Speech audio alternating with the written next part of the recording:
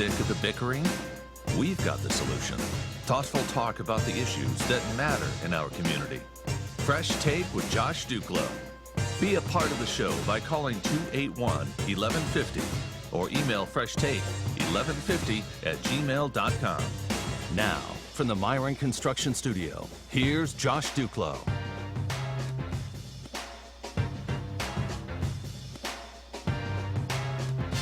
And welcome back to Fresh Take. So glad that you are with us. And if you've been curious and maybe thinking about trying our video stream and you're sitting at a computer right now, this is the hour to try the video stream. I have something incredibly unique and special for you. I'm going to guess it's something that has never happened on WHBY before. But before we get to that, I want to remind you, this hour of Fresh Take is brought to you by Hooper Law Office. You can call Peter Harbach and Sarah Kahns at 1-800-794-5548. Hooper Law Office, providing a pathway to your legacy.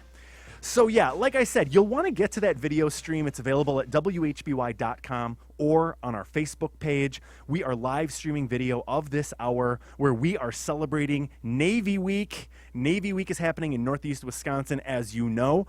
It's happening alongside the EAA because the Navy's Blue Angels Flight Demonstration Squad is in town. They're doing some shows at EAA. And as long as their biggest draw was in town, the Navy decided, let's throw a Navy Week. We talked on Monday with Appleton native and Navy Week organizer, Lieutenant David Carter. So if you want to check out the podcast on Monday, you can get a bit more background on Navy Week. But there's events going on all over the region, building interest and awareness in the work that the Navy does. Well, we have something very, very special for you going on. We actually right now, and if you're watching video, you see it. If you're on the radio, beware. We have the Brass Ambassadors, a brass quintet from the Navy Band Great Lakes in studio with me right now. Fellas, hello. Hi.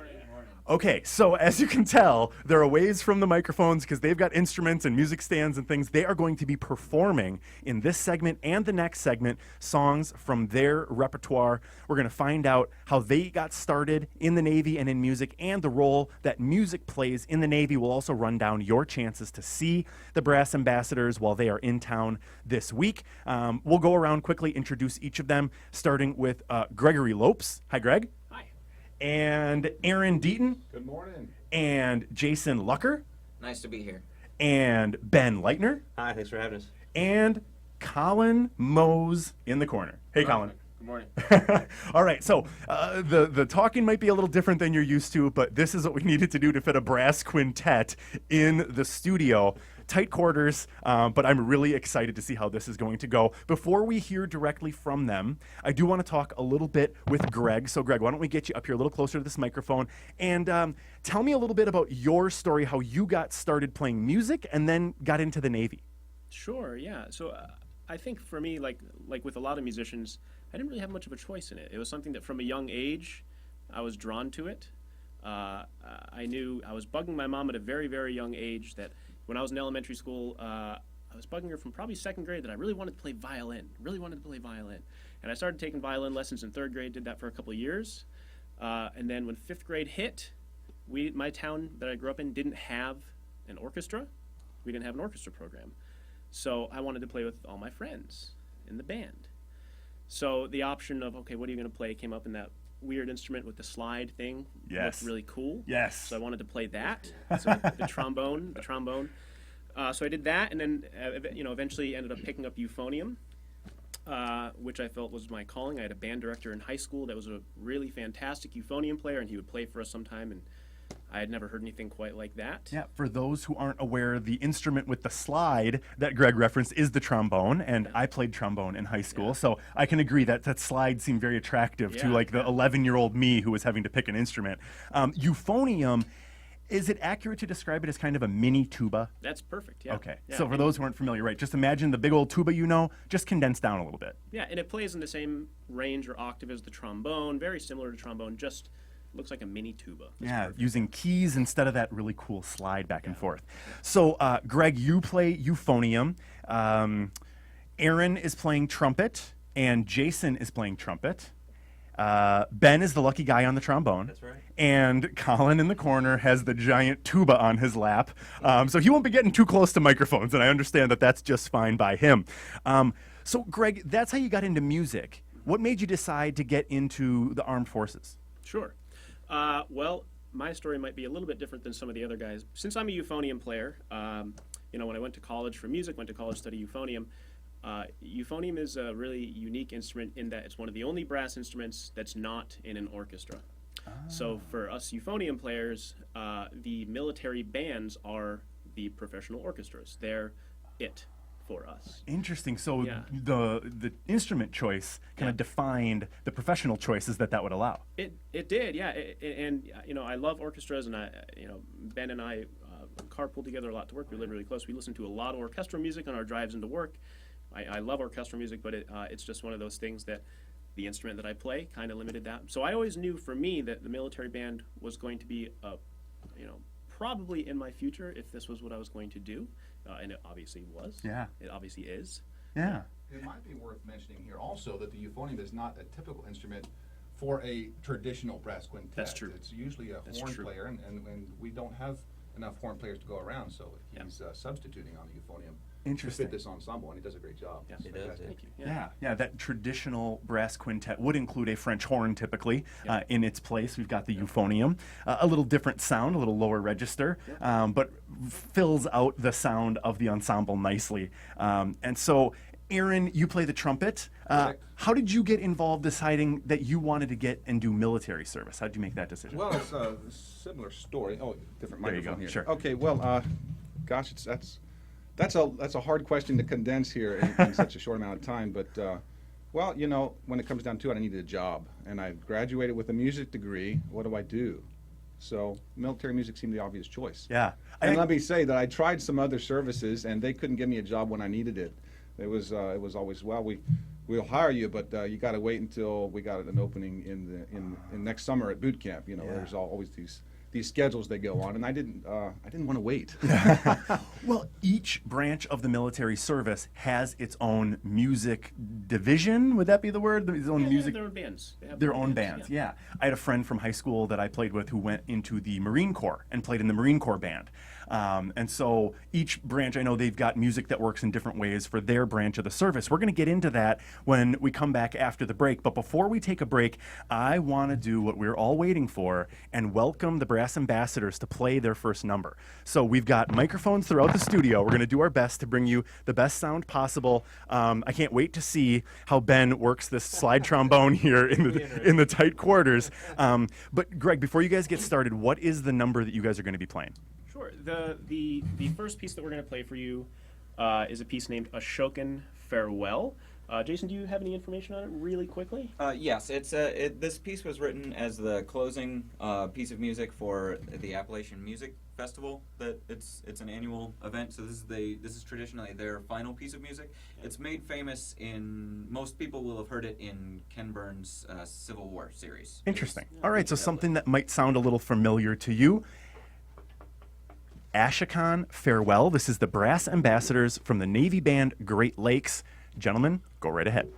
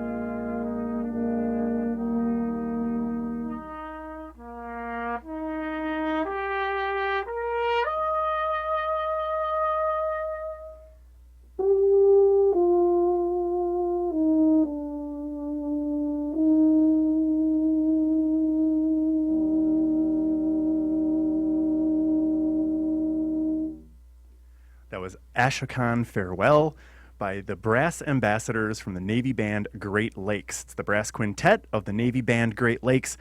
That's Greg Lopes, Aaron Deaton, Jason Lucker, Ben Leitner, and Colin Mose. They'll be with us after this break. We'll hear more from them about the role music plays in the Navy. And one more song before we let them out of here. Don't go away. Lots more to come. It's Navy Week in Northeast Wisconsin, and today on Fresh Take. You're listening to WHBY.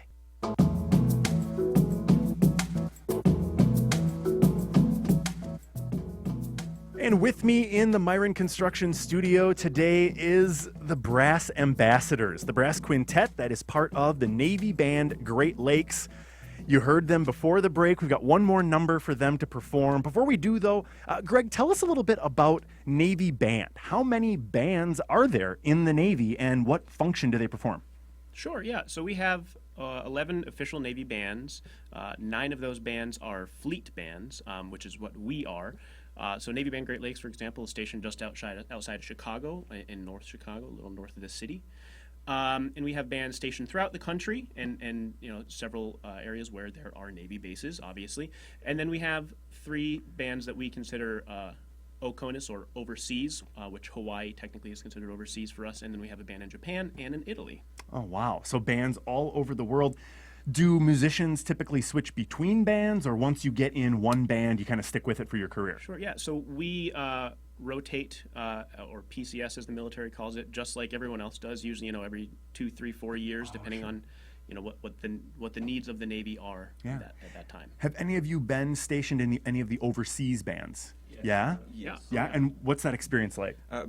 I was previously stationed in the band in Japan. It's a completely different experience than here. Here in the States, our purpose is primarily ceremonial support, and then we will also do some public performances and outreach performances like this one today. In Japan, the primary performances that we do pretty much serve diplomatic purposes. So we are there to support the existence of the American military overseas and to help serve, like I said, diplomatic purposes. Sure. And that actually has long-reaching effects. Sometimes, for instance, the first military presence in Vietnam after we left the conflict in the 70s was a military band. They opened up diplomatic communications by sending in the band first, and then when we softened them, by we I don't mean me, this was a while ago, but we softened up the feelings, and then we were able to send in more military. Yeah, right, to presence. follow that up with additional diplomatic resources, other things like that. That makes a lot of sense. Okay, so there are chances for you to see these guys perform. They're going to have one more song for you. They'll get ready to perform that one. I want to let you know they played last night with the Appleton City Band, but tonight they'll be playing with the Green Bay City Band at St. James Park at 7:30 p.m. Thursday, they'll be playing at the Oshkosh Public Library at 6:30, at Schwabenon's Klipstein Park at 7, and Friday at 9 a.m. at the Green Bay Children's Museum. And Greg, it's not all you guys. It's not just your quintet. There's other smaller ensembles of the band that are doing these performances around the community, right? Yeah, that's correct. So within the larger Navy Band Great Lakes, we have small ensembles just like us. We have a brass quintet, which is us. We have a woodwind trio, which is 3 woodwind players. We have a rock band, or we call it a popular music group, and they do all the hits. But all of them are really fantastic and very much worth your time. I would recommend going to see. Awesome. Well, I'll run down that list again, but let's get to the next song. Tell us about it, Greg. What are you going to play for us? Sure. So we wouldn't be a military band if we didn't play a march, right? Yes. So we're going to play an arrangement of a march by not John Philip Sousa, a slightly less well-known but still very prominent composer named Henry Fillmore. And this march is called Americans We, because we are all Americans. Fantastic. This is the Brass Ambassadors from the Navy Band Great Lakes playing Americans We.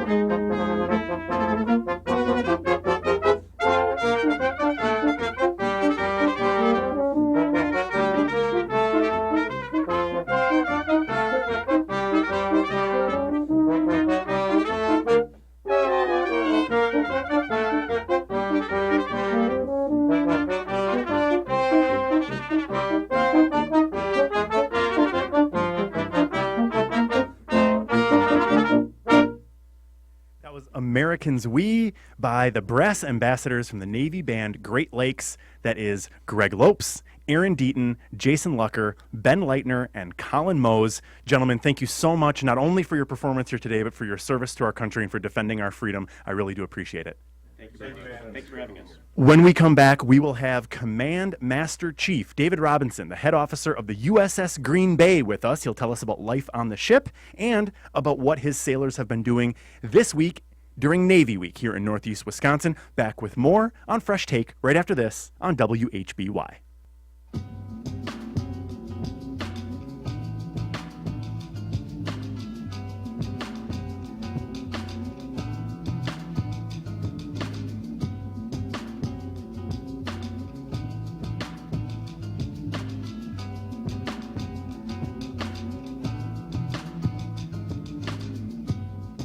This hour of Fresh Take is brought to you by Hooper Law Office. Find them in Appleton, Green Bay, or Oshkosh, or find them online at hooperlawoffice.com.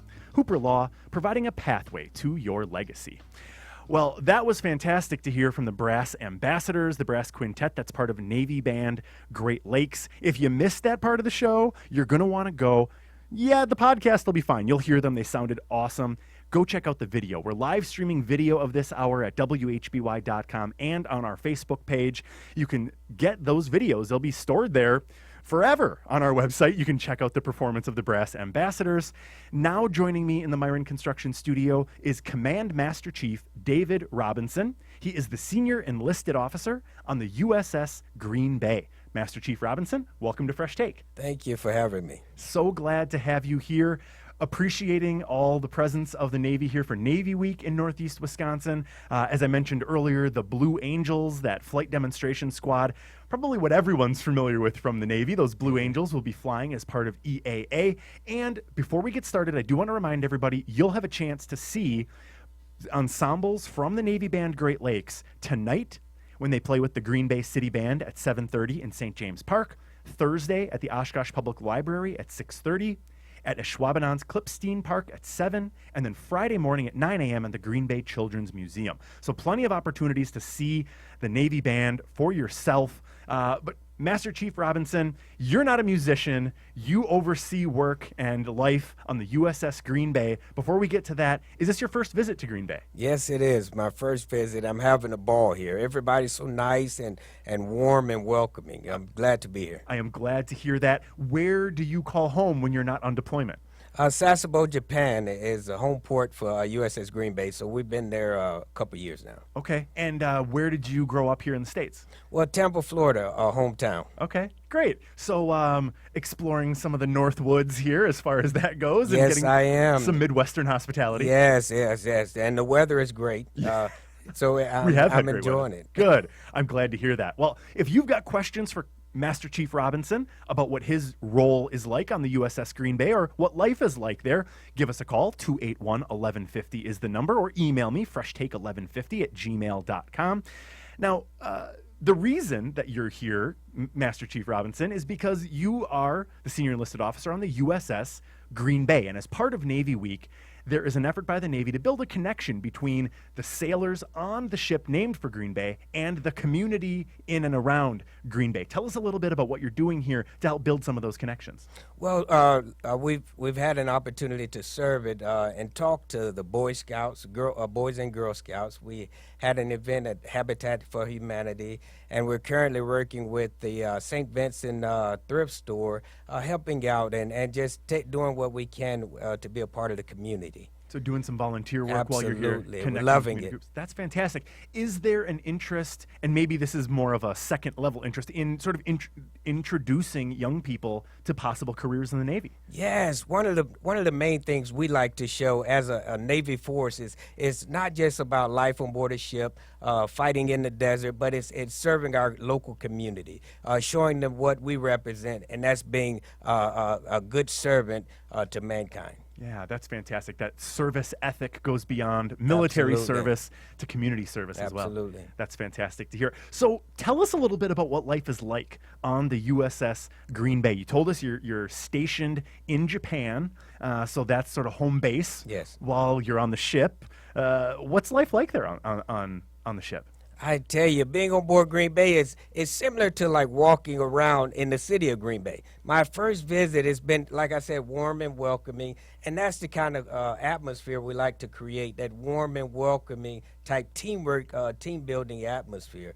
So we have about 1,000 sailors and Marines on board now. We're currently deployed, so we've been deployed for a couple months now. But life on board is grand. And you won't believe our flight deck is actually named Lambeau Field. If it was a ship named for Green Bay, there had to be something named for Absolutely. Lambeau Field. I love Absolutely. that. Well, true to the nature then of the Green Bay, you can represent the Packers with the flight deck Lambeau Field.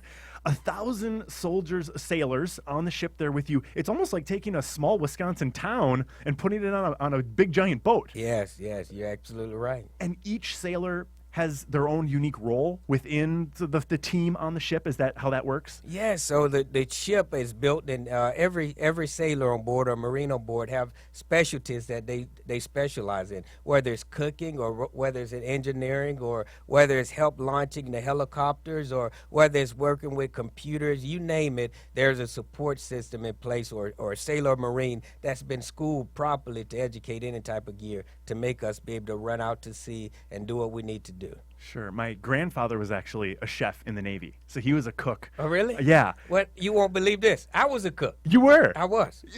I mean, they say an army travels on their stomach, right? So it's true. You need to have good food. People need to be Absolutely. properly fueled in order to do their work. Absolutely. Now, you said that. Now, that's one of my main responsibilities is to make sure that the entire man and woman is taken care of. All their needs is met, whether it's safety, morale, good order and discipline, all those things. That's my sole purpose, is to make sure they're taken care of. You're watching out for every one of those 1,000 sailors and Marines that are on that ship with you. Yes.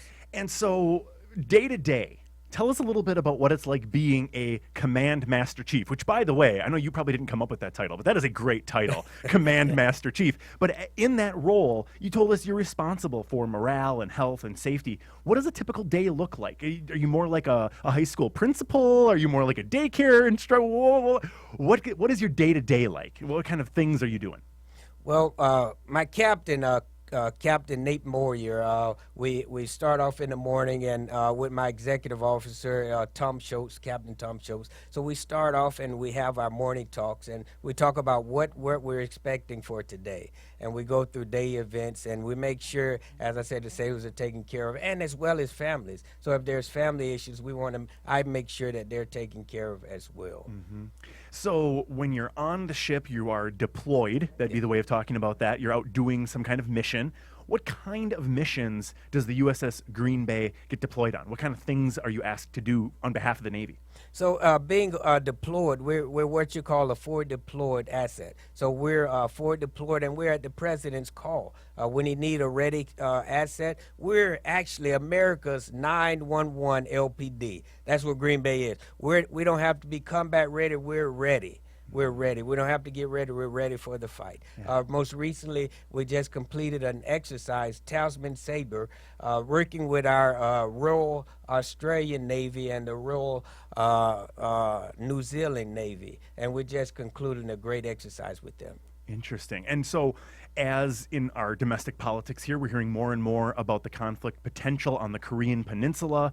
Given that you're positioned there in Japan, you would potentially be one of those first enacted or deployed assets if conflict were to erupt there. Absolutely, absolutely. That's what we train for, and we're always ready. Wow. We train and ready for the fight. It's interesting, and I think perhaps our listeners will have even more of an interest in watching events in that corner of the world now, knowing our namesake ship and the 1,000 sailors, and you, Master Chief Robinson, are there on board at the tip of the spear, at the front line there, keeping us safe. Even more so, it's more important that, that same concept that we like to see, that the Packers, the community get behind the Packers. We would love that same support for them to get behind USS Green Bay. Oh, I love it. Well, the appearance you're doing this week as part of Navy Week is certainly going to help to build some of that following. We do have a caller here who has a question.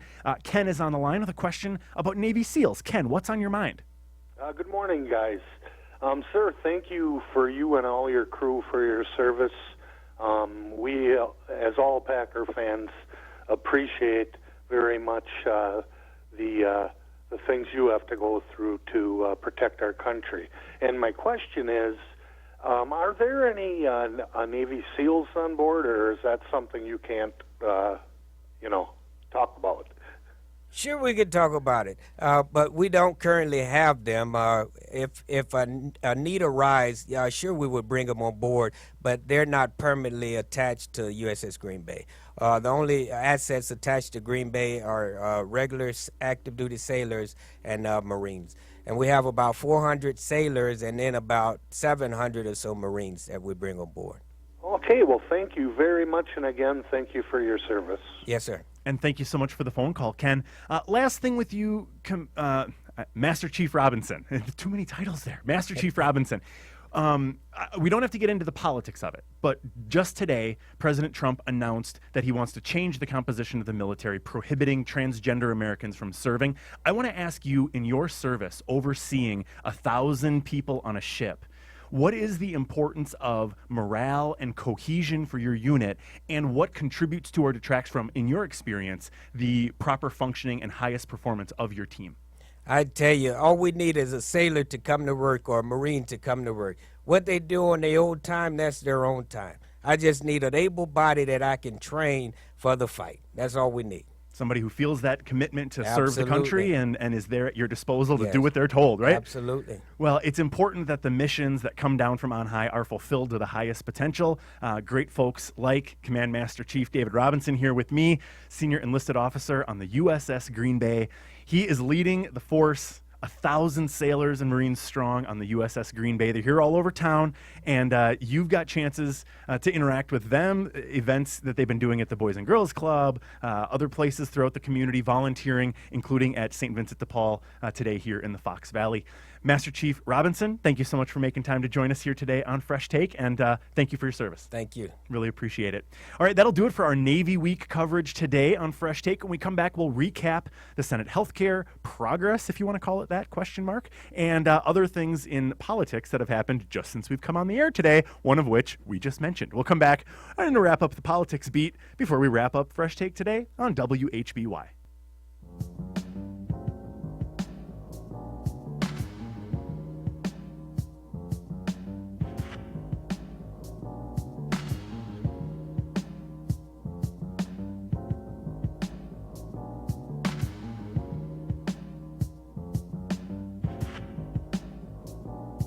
And welcome back to Fresh Take. I'm your host, Josh Duclo. It is 10:50 here at the Myron Construction Studio of WHBY, celebrating Navy Week. We had Command Master Chief David Robinson, the Senior Enlisted Officer on the USS Green Bay. He's leading some of his sailors in some volunteer work in the community here this week.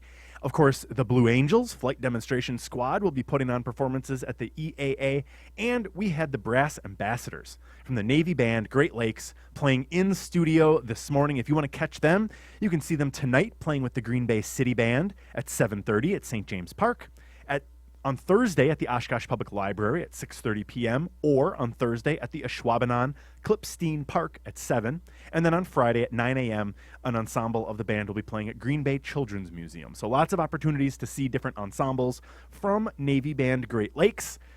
And really, really grateful to all the folks, Lieutenant David Carter, Lori Frechette from Red Shoes PR, Command Master Chief David Robinson, and the guys in Brass Ambassadors, Greg Lopes, Aaron Deaton, Jason Lucker, Ben Leitner, and Colin Mose, all of whom made this coverage possible. Grateful to them. And if you missed any of it, you can go check out the video stream on our Facebook page. It'll be there once the stream shuts down, or on WHBY.com, loading lots of great video there on the site for you. All kinds of things that you can see what's happening here in the studio. To wrap up the hour today and the show today, I want to touch on what happened with healthcare. But what I'm realizing is the healthcare thing is kind of grinding on. If you've got thoughts on what happened yesterday with healthcare, what's going to happen today in the Senate with healthcare, I welcome your phone calls or your emails. The number, as you know, 281-1150, or email freshtake1150@gmail.com. An opportunity there to weigh in on that subject. But literally while we have been on the air today, a brand new story has been developing out of Washington. I'm going to read you, as I said before when Troy called, I don't put much weight in Donald Trump's tweets, except sometimes he uses his Twitter account to make official announcements. And so I'm going to read you 3 tweets that came out this morning. Donald Trump tweeting on his personal account, quote, "After consultation with my generals and military experts, please be advised that the United States government will not accept or allow," second tweet, "transgender individuals to serve in any capacity in the U.S. military. Our military must be focused on decisive and overwhelming," third tweet, "victory, and cannot be burdened with the tremendous medical costs and disruption that transgender in the military would entail. Thank you." So a bit more official sounding than the typical Trump tweet, making it official, apparently as of immediately, that the United States government, I think he means military, will no longer accept transgender Americans into service in the U.S. military. Reading from the Washington Post story says that this is a reversal of the Obama administration decision that would have allowed transgender Americans to serve. He announced this, of course, on Twitter today, citing the need to focus on victory and the burden of medical costs and the tremendous, quote, disruption that transgender troops would create. I don't know what you think about this. I am just utterly dumbfounded by this. And obviously, the president, the commander-in-chief, he is the final say when it comes to military forces. He is the commander of all military forces, and his word goes. And when President Obama was in office, he was able to change policy in the direction that suited his desires and needs, and Donald Trump doing the exact same thing. That's what presidents get to do. The reason I'm dumbfounded is because during the campaign, I distinctly remember Donald Trump making the case that he would better represent LGBTQ Americans, that's lesbians and gays and bisexuals and transgender Americans, better, he said, than Hillary Clinton would. I don't think this does that, although I suppose this is where his priorities start to come into conflict with each other.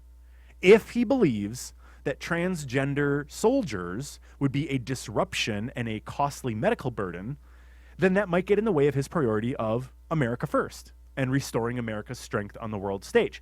So I guess I understand it to the extent that there's logic behind this. I guess I understand it, but I'd love to know what you think about this. Send me an email, freshtake1150@gmail.com, or tweet at me, @JoshDuclo. We got a couple minutes to take your phone call if you're ready right now. Zach, what do you think about this? I know this is just breaking just this morning, but thoughts or reactions? I guess there needs to be more information about what was the reasoning. We hear disruption, but we don't know what the disruption is. I mean, we have no idea if they're just overreacting. Was there a reason for this? You have to believe the fact that he talked to his military experts, talked to some generals. I don't know. If there's a reason, I would think you need to let that be known publicly. Maybe find out why this came out of nowhere. Yeah. Or we always talked about this. Is this a distraction for what's going on in the Senate? That's exactly where I was going next. Zach, is I wonder, given how the healthcare vote in the Senate is kind of falling apart, is this just a way to change the subject? Because we've got cable news on in the studio right now, and they're talking about Trump, but they're talking about healthcare, and they're talking about this transgender soldier ban, and they're talking about other tweets. So it's just putting more into the conversation, into the cable news bloodstream. And if he thought that the coverage of the healthcare debate and vote and failure of progress on repeal and replace was looking bad for him, maybe this was a way to regain some upper hand in the national debate. And that's why it's so hard to cover step by step of everything that's coming out through President Trump's Twitter account, news breaking out, news leaks, because you have three things going on, as you mentioned. You have the healthcare, you have this, and don't forget the whole Jeff Sessions situation that's still brewing right now. Yeah. Well, and that's a great point. That's another thing they're talking about on cable news is the controversy around Jeff Sessions, the early supporter of Donald Trump, the man appointed to be Donald Trump's attorney general, who Donald Trump has been referring to in tweets as beleaguered and very weak this week. I heard some talking heads, they were thinking maybe what Donald Trump is trying to do here is to force Jeff Sessions' hand, to get him to quit, because firing him would look bad in the context of firing Comey, of the speculation about potentially firing Robert Mueller, that if he then goes and fires his AG as well, that this just feeds into that narrative about obstruction of justice and disrupting what is supposed to be an independent judiciary and law enforcement investigation of Russian influence in the 2016 elections. Now, if that investigation, headed by Robert Mueller, leads in directions that head back to Trump family finances and relationships with Russia, that could be not good for the president. And we heard him say that would be out of bounds and out of line. If he goes in that direction, I wouldn't be surprised to see Donald Trump fire Robert Mueller, because we've seen that kind of action from a president before. However, that was the action we saw from President Nixon right before the hammer started to drop and he finally decided to resign. I know it's still really early in Trump's first term. We are just 6 months in. But it feels like we've had a couple of years of this presidency already, and it kind of feels like we're approaching the beginning of some kind of end game. I gotta say, I could be totally wrong. I've been wrong on lots of things in the past, but it does feel like we're reaching a point where Republicans are starting to pull away. These are the sort of things that are going to force them to make a choice. 3 more years. Yeah, you're probably right, Zach. You're probably right. And that's what I tell people who are talking about impeachment. I say focus on 2020. That's the end game. All right, that'll do it for me today. Thanks for being with us. Great show coming for you again tomorrow, including our own Mike Ellis for just an abbreviated visit, but you won't want to miss it. We'll see.